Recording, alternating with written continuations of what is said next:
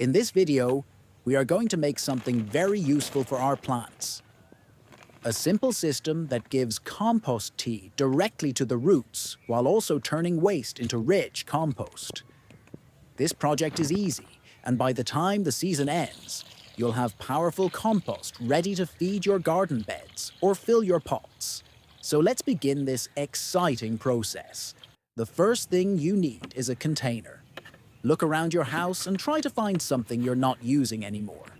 It can be a plastic bucket, a paint container, or even an old water bottle. Just make sure it's not too small and that it doesn't have any harmful chemicals inside it.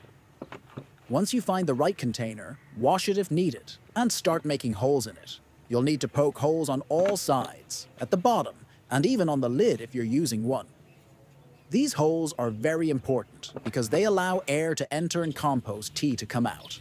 The compost tea will slowly seep out of the container and go directly into the soil near your plants, feeding them naturally. Now go to your garden bed or large container where you grow your plants and select a good spot.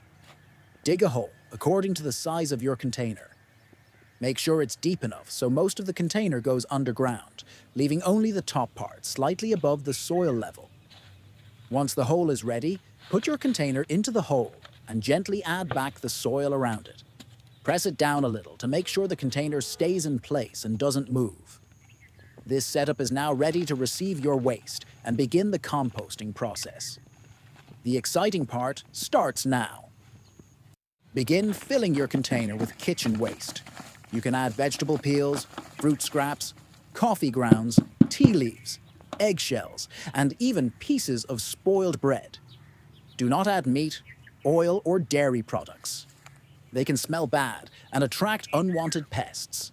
Try to cut or tear larger pieces into smaller ones so they break down faster. Once you fill about 3/4 of the container with waste, it's time to add something special. Vermicompost. Vermicompost contains live worms and helpful microbes. These tiny workers will help break down the kitchen waste faster and better. The worms will eat the waste and turn it into rich compost while their liquid waste mixes with water to make compost tea. This tea will slowly leak through the holes you made earlier and feed the roots of your nearby plants. After adding vermicompost, water the container well. You want to make the material inside moist but not too wet. Moisture is very important because it helps everything break down properly. If it's too dry, nothing will happen. If it's too wet, it might start smelling. Try to keep it like a wrung-out sponge, damp and soft.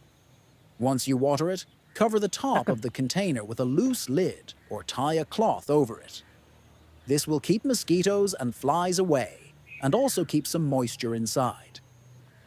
You don't want it completely sealed because worms and microbes still need a little air.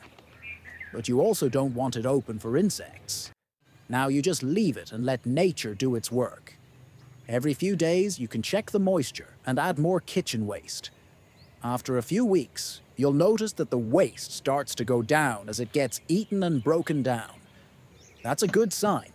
It means your worms are happy and busy.